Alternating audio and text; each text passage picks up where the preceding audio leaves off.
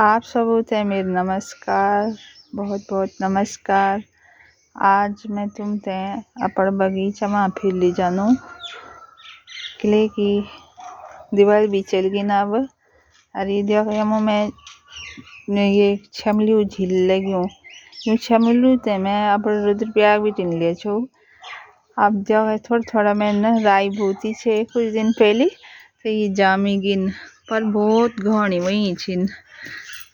अब यूं ते मतलब बिरोण पड़ोल ना बिन बिराया तो नहीं वण्या ये। मैंने थोड़ा सा निकाया भी छी ने आज मैं थोड़ा थोड़ा निकालने की कोशिश करी तन मैं तो था अन्नी ने चौगस बने थे उन मैंने थोड़ा थोड़ा छांटा के लिए नहीं ये देखना वाला आप ये मैं लेमन ग्रास ले हूँ चिन्याली बीटिन।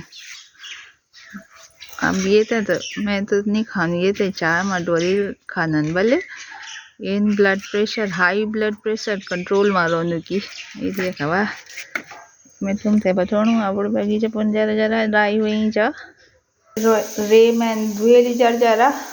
अब ये तय ये कि आज भुजी बनेली बा हरी भुजी दाल दरी जा और अब भुजी बनोला हरी भुजी खोला आज तो देखना से बहुत बहुत धन्यवाद।